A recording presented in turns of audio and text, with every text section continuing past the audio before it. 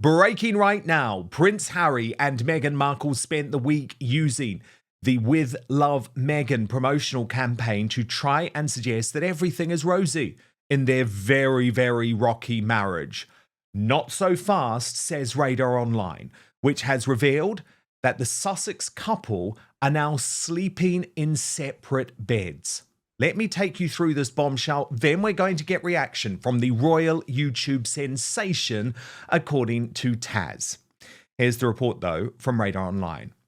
Meghan Markle and Prince Harry's marriage is said to be under major strain as backlash has gotten under the Duchess's skin so much that she's sleeping apart from her husband and wondering whether or not she would be more popular on her own, Radar Online can reveal. Amid ongoing rumours about the Sussex's marriage being on the rocks, insiders told us Markle is cracking under the pressure of public scrutiny as she tries to claw her way back into Hollywood and launch her lifestyle brand, leaving her marriage to Harry hanging by a thread. Insiders told us Markle is starting to unravel and wonder if she would be better off as a solo act. Meghan is said to have even started to look up divorce lawyers.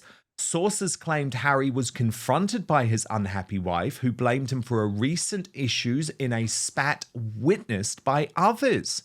Another insider said her marriage to Harry made her an international figure. People believe if she walks, it will be with a big bag of money and her royal title. She will be set for life and ready for a return to Hollywood. As Radar Online reported, sources claim Meghan was eyeing a similar deal to Sarah Ferguson's divorce from Prince Andrew should she end her marriage to the royal. The insider revealed Meghan has made it clear that if and when they do split, she would demand a hefty settlement and to keep her royal title. She won't go anywhere unless it's with a title, property, and a huge sack of money. Meghan will make a deal to protect herself. Wow. Tasha is with me now. Yeah. This is astonishing, but remember, it comes just weeks after that Vanity Fair bombshell that Meghan is already shopping the post-divorce book to publishers. Yes, I mean, we've had articles come out ever since that they got married. They'd last a year, they'd last 2 years, but I think it's really ramped up over the last, 6 months, maybe less than that. I can't remember when we had the first expose by the Hollywood Reporter, swiftly followed then by Van the people that work for them. This is not speculation. These are not royal experts or royal watchers that are speculating on social media. These are actual people that know them that have come forward. And I believe the divorce book to be true. And I can't help but feel that they do look very strained when you have seen them. And there's been an extra big push that Meghan is back in her honeymoon phase with Harry. And like we discussed a couple of weeks ago, Dan, you know, there's photos that were of the Invictus Games when they didn't realise the cameras were on them. The moment that they realised, right, okay, game face on, it's all smiles and kisses and lovey-dovey. But the reality seems to be very different. And that picture you showed me earlier with Paula M that had pointed that out. Yeah, he just seems disconnected. He seemed very disconnected here. He seemed disconnected at the Invictus Games, and there's something about him. You're not seeing the light in his eyes anymore. He seems, like I said, he looks like an extra on set. He talks to her and they have a laugh, but there's just definitely something missing with Harry. He does seem like he's checked out, as it were. So seeing all of these stories now circulating, the more they try and push their love story, the more it looks like I think that there might genuinely be issues that are becoming bigger and bigger between them. Oh, indeed. But the thing is, he is trapped to an extent. There is no easy way out because remember, even though he wants to spend more time in the UK, he knows full well that if he goes through with a divorce, there's no taking the children. And that was always the sinister reason why she was so desperate to get these two, even though they remain in the line of succession. That's a whole other story. I don't think they should be, but there you go. Even though they remain in the line of succession, she was so desperate to get them to California, have them be raised with little American accents, as she confirmed they were to Drew Barrymore earlier this week. So I think he is in trouble. But what is fascinating is, look, there's a drumbeat of these reports. Remember, the Mail reported just a few weeks ago that Harry was back in touch with a lot of his friends who he had previously iced out, talking about the need to reconnect with his past. And Harry would have read that Vanity Fair article. He reads everything.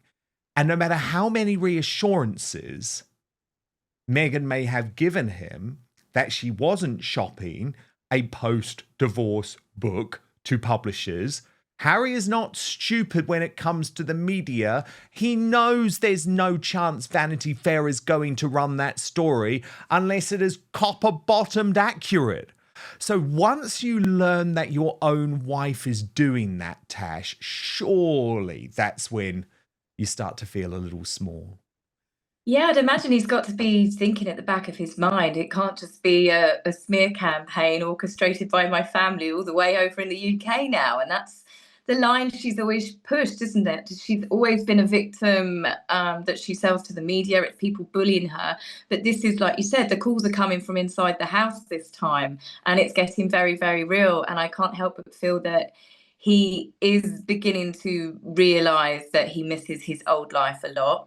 It must wear down on him. I mean, ego was part of the reasons where there started big tears in Charles and Diana's marriage, and you are seeing it all play out over again. You can see that Harry's taken a step back, the way he looks at her sometimes, even when they were in Nigeria and Colombia, when Meghan's talking, you can just see his brain slowly but surely is beginning to process, this may have not been the best decision that I've made in my life. But his ego is never going to allow him to admit that. So I wonder how this is going to play out and how long it's going to drag on for. Well, look, she has absolutely been on one hell of a publicity campaign when it comes to Harry using With Love Meghan on Netflix, using the promo tour to try and hit back at Vanity Fair.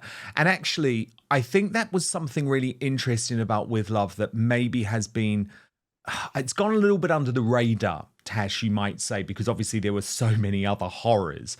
But she was so desperate to use this show to hit back at what she considers the unfair headlines in the likes of the Vanity Fair article, in the likes of Variety and the Hollywood Reporter. So you see her very often breaking down what Hollywood calls the fifth wall, and she brings the crew in to the conversation because what she wants to show is, I'm really nice to the people who I work with. You see, I even give them a chicken wing. I even give them one of Roy Choi's chicken wings. So I think this show is desperately designed to hit back in a subtle way at the critics. It's pretty obvious, as I said, now that I'm binge watching it and watching it back to back, you can see that. One of Meghan's biggest problems is she's always done clapbacks, whether it's an interview, whether it's a podcast. She cannot handle anybody saying anything negative about her without trying to get her way back in and saying, actually, this isn't true. The moment I saw her hug like some of the Netflix crew straight after a couple of weeks after the world being reminded that she's a terrible, awful person to work for, and then she's like, oh look, I'm lovely, come here, I'll make you a coffee, have a crudité, have a piece of chicken. And it's pretty obvious that she is trying to use this to rebrand her image, but she's done so many rebrands, people are not buying what she's selling. We are not buying what she's selling. Absolutely not. By the way, my producer Jessie has just told me it's the fourth wall, not the fifth wall, in case anyone picked up on that. That's a concept that they use in television, sort of when you bring in the crew, or I guess it was done because, you know, the fourth wall, like when you're filming on a TV set and you only have three walls. Anyway. I did wonder, that was when Mindy was said, I'm breaking the fourth wall, because she offered, I think, a ladybug or a ladybird to the crew. Yes. And that big debate, which hasn't rocked the world. No. Now, Tash, we're seeing the public really, really change, especially in the UK, when it comes to the positioning of Harry and Meghan. There was a hilarious moment, which again has gone under the radar, when Prince William actually visited a school this week. And listen to what the public shouted out to him as he left. Yeah, mate. Oh, well, I never liked Harry, the ginger fuck. Oi! Oh, Get in there now. Go inside. That's not on. That was diabolical. Wait, what did he say? What did he say? So I never liked Harry, the ginger F. Now, look, obviously, crude language, but it's interesting, isn't it, that this is now sort of starting to come into royal life. And of course, Tash, we have had those growing calls this week for Charles and William to say, hang on a moment, Meghan's embarrassing us. Strip the titles. Take the kids out of the line of succession. Otherwise, this is just going to get worse. And actually, the royal brand is being demeaned. It is. Many people said this for years. They said it, Oprah was one thing, but then after Netflix and then Spare, they should have done it then because they would have had all the more reason to do it then. And it's almost like, well, if they do it now, Meghan's going to easily twist this. It will become a great big drama. They will say that it's to do with racism. And to be honest with you, I think all of the stories that they will make up, I think the public now know that they're just talking crap. Harry and Meghan are disliked for their own behaviour, for the things that they do. But I think the royals are done with them. They don't want to give them the drama. I think Harry definitely shouldn't have his dukedom anymore. He's always going to be a prince. I don't see that he should have it. He and Meghan spent a total of 5 hours in Sussex. It's crazy the fact that they're living in America, they're bringing up their children in America. You don't need the dukedom anymore. It doesn't benefit you. The dukedom was more like a job title as being part of the functioning cogs that are the monarchy. They quit the job. They should have taken the titles. They should have done it then. There's multiple times that they should have done it. But I think the royals just don't want to create another storm. But it is beginning to look bad on them in some ways, because Meghan is just a total embarrassment with that title. But then she's going to be, even if they take the dukedom, maybe she's got wind that they might take the dukedom, hence the push for Meghan Sussex. Yeah, indeed. And I still believe there's a real thing about she doesn't want to be a Markle. Why does she want to be connected to her father, her brother, and her sister, who she just decided to so brutally write out of With Love, Meghan? Oh, by the way, with a whole load of digs. I was just a latchkey kid. Oh, I was eating takeaways on my lap and TV meals every night. I mean, absolute bullshit, number one. Absolute bullshit. Yes. We had Sam on the show, Sam Markle on the show earlier this week. Really recommend people watch that episode from Wednesday. But I also watched an interview with Thomas Markle Jr. and Kevin O'Sullivan. And it's just not true. Her dad, Thomas Markle, was an Emmy Award-winning lighting director. They went to some of the best restaurants in California. I mean, why? She's totally misrepresented her life. And I think what she's done to the Markles is cruel. But we know this is the reason why she wants to get rid of the Markle name. Yeah, she's definitely, there are a few digs that I've picked up on already, and I'm sure there's obviously going to be more in the remaining episodes, but it's just crazy that Meghan thinks the world is stupid, because she herself spoke about how my dad used to send the limo to come pick me up, to take me straight from school to the film studios where I'd hang around with the actors and do my homework, and then he'd take me to the most expensive steak and milkshake place. And here she is years later, still trying to do this Orphan Annie storyline that she tries to push. And the fact that she has also brought up the TIG again recently, it was her own posts on the TIG praising her family, praising her father. And here she is just pretending that my father doesn't exist. My mum took care of me. And then, the digs about the TV dinners, that had me laughing. She really does just rewrite history over and over and over. And she's taught her husband how to do it as well. But first, we've been told our whole lives that wrinkle creams were the easiest way to look younger. Now one doctor says that's nothing but old news. According to Dr. John Lake, the world-renowned Beverly Hills beauty expert, most wrinkle fixes on the market are nothing but glorified moisturisers. He says they hardly make a dent on your appearance. Some, wait for this, can even be harmful to your skin. Now, recently, Dr. Lake has focused his attention away from mainstream cosmetic practices so he can pursue a revolutionary anti-aging expert that some experts say could empty the wallets of the cosmetic industry. He describes it as almost like Photoshop for your face. and says you may even be mad after seeing how easy it is to visibly erase your wrinkles from view. His personal clients have dubbed his new do-it-yourself technique the age rewinder method because it can take years or even decades off your appearance in under 2 minutes. In light of this amazing breakthrough, Dr. Lake has released a step-by-step video to the public. It's free, it's uninterrupted, and he outlines exactly how to use this simple solution from home. And he says, if this even helps one person look younger or feel more confident, I'll be thrilled knowing I helped. The video, you won't be surprised to learn, has gone viral. It was first shared on Facebook. Since then, it's racked up over 2.3 million views and counting. So far, the comments and feedback have been outstanding, with thousands of women reporting they look decades younger. One even commented, best results of anything I've used. I can't believe how well this works. I'll never stop using this. I don't understand how it works, but the results are great. Thank you.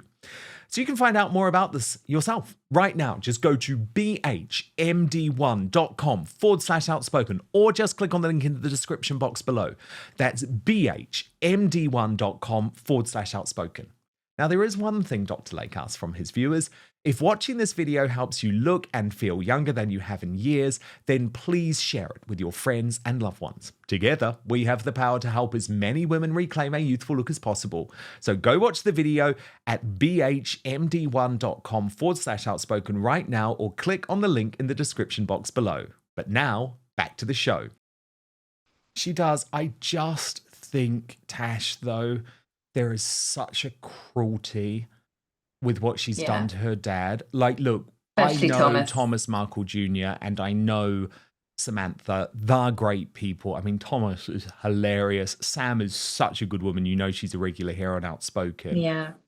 They can deal with it. I mean, I loved their response. Sam revealed on Wednesday, guess what, Meghan? We're going to change our names. So we're going to be Thomas Sussex and Samantha Sussex. And I just thought, that's funny. That's the way to deal with this. But that's not how Thomas Markle Sr. feels. No. He remains devastated. He's recovering from his stroke. Exactly. And I just think not only are you throwing your dad under the bus here, saying that he's a bad parent. By the way, when he was there when Doria wasn't, can we just remind people of that? He was there for all of those missing years when Doria decided to slink off somewhere. He was making the money. He gave you your start in showbiz. And how do you repay him? By rewriting your childhood to make it look as if you were some poverty-stricken woman. You weren't. Trust me. The Emmy Award lighting directors on top Hollywood shows in the 1990s, Tash, made a lot of money and had a very good life. And believe me, if I'd been growing up and I got to go to the set of Married with Children and General Hospital and hang out with all of the celebrities and eat the food on set, I would have been delighted. So she is such a witch when it comes to her dad. I'm sorry she is. I have to say it.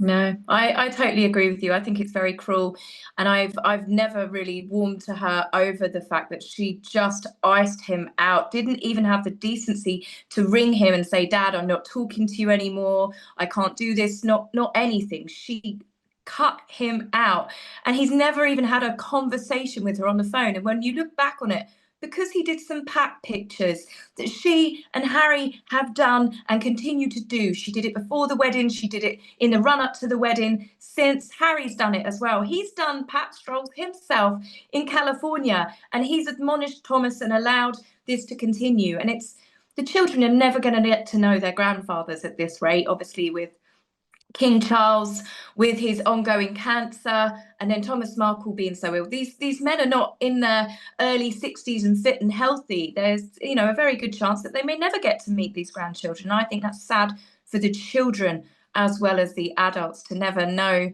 their grandfathers. But yeah, I think she is a witch when it comes to her father, definitely. It's very sad. Now, there was another big mistake that Harry made this week, and Tash, I did just think this guy is so stupid. So he attends a conference, one of these ludicrous conferences, right, of entrepreneurs and everything, where he's only there because he's being paid big bucks. He's probably being paid a six-figure sum, which just, it makes me sick. That feels so morally wrong. But he decides to make a not-so-veiled attack on Donald Trump and Elon Musk, telling these investors that some world leaders are currently lacking basic morals and empathy, and say that they have abandon those morals and empathy in favor of power and control. Now, Yeah. number one, how stupid is he? Like, Trump holds your future in his hands.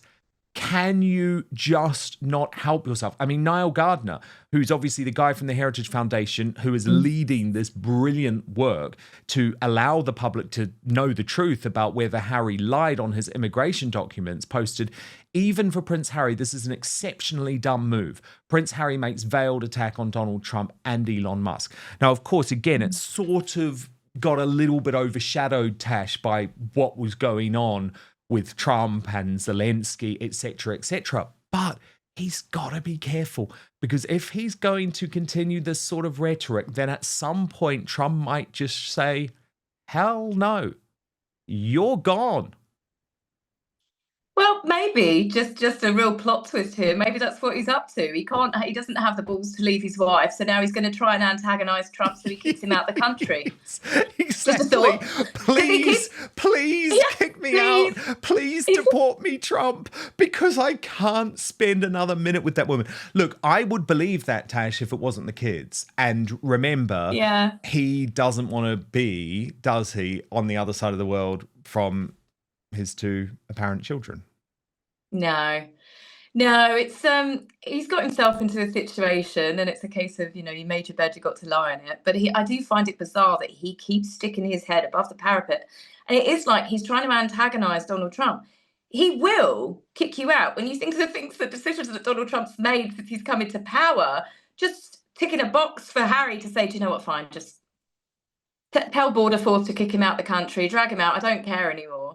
It's, I don't know why Harry keeps trying to antagonize him, because it will eventually, I'd say, bite him in the butt. But there's a certain arrogance to it, isn't there? Oh, absolutely. And some people did think Trump was hitting back at Prince Harry in his speech to Congress this week, where he spoke about, oh God, I'm going to mispronounce it. So Lesotho, the African country that Harry spends a lot of time in and has supported a lot. And Trump made a throwaway comment about Lesotho, sort of saying no one's heard of that country. And it did feel like a surprising coincidence, Tash. Do you think that was Trump making a direct dig?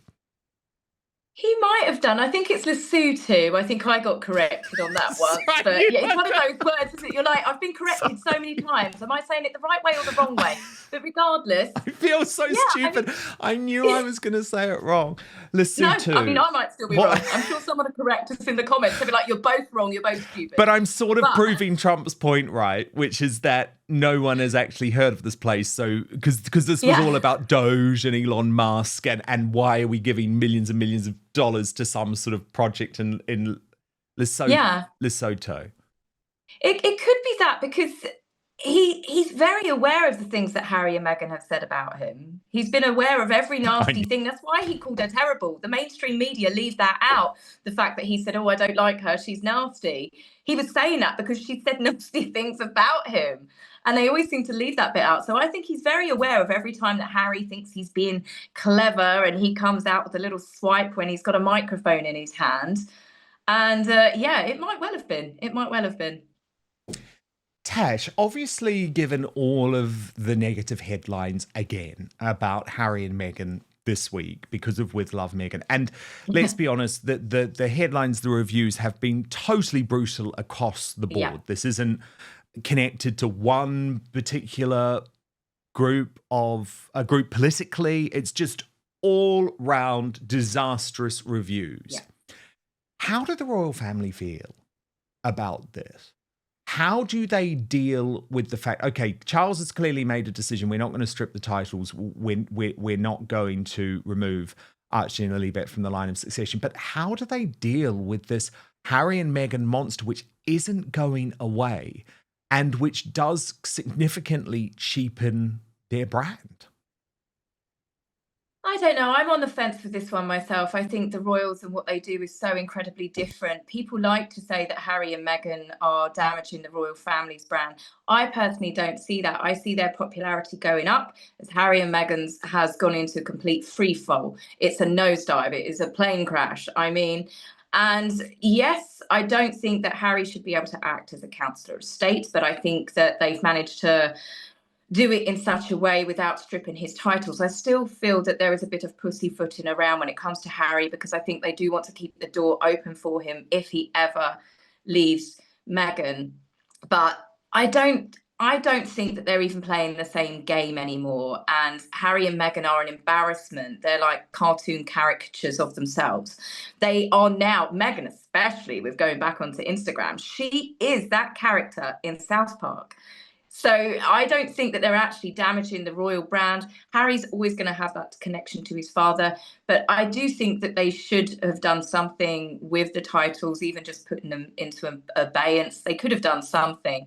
But I honestly don't know how or what they've got to do before the king or Prince William. It might very well change when he becomes king, because he's not going to have his father there saying, well, we should, let my darling boy get away with this.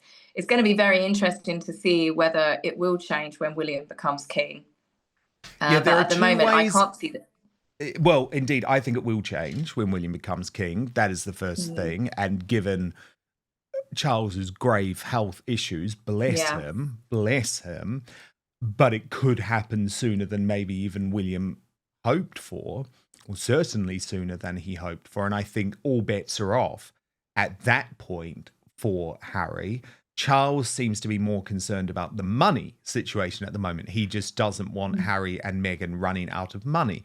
So he would certainly, in some ways, greet a new Netflix deal, but that then means another round of embarrassment. I think the thing that probably grips the royal family with the most fear is the idea of Meghan Markle's biography, because she has threatened, remember, for a number of years now. Think back to that interview in The Cut, for example, where she very strategically revealed, and this is when the late Queen Elizabeth II was still alive, quite unwell, so it was particularly revolting, but she dropped in, oh, I've kept all my diaries from that period. That was all about, let's get the book deal offer up. So I think certainly there are potential concerns in the future, but it's almost like no scenario is good. Sure, Harry and Meghan doing such an embarrassing, terrible job elevates William and Catherine to some extent, because we look at the work that they're doing. It's so altruistic. It's very much focused on others. It's not a sideshow. It's not a soap opera. So I guess you can look at it in that way. But I still personally think until the cord is properly cut and the royal family stop allowing Harry and Meghan to trade off their brand, their success, personally, I do think it's a negative thing for the royal family.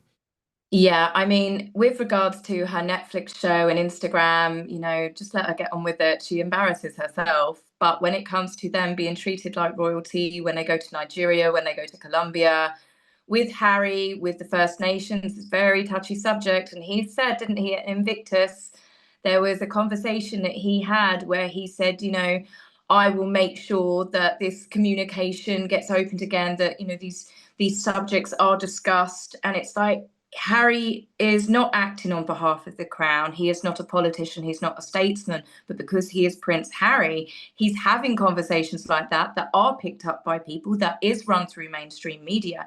And that's where I think that they do get into dangerous waters. When they start weighing into the Commonwealth countries with politics, that is where the dukedom, I think they do realistically need to think about whether they're going to let them keep it. And as I said, perhaps this is why Meghan got wind of it. And this is why there's a sudden push of, I'm Meghan Sussex, the children of Sussex. We're the Sussex family. And it's, no, you're not. You're Mountbatten Windsor. But it could explain as to why she started pushing that. Oh, I think there's a lot of reasons why she has decided to push that. And again, I think it's an issue for the royal family. I really do. Unfortunately, they have created a monster.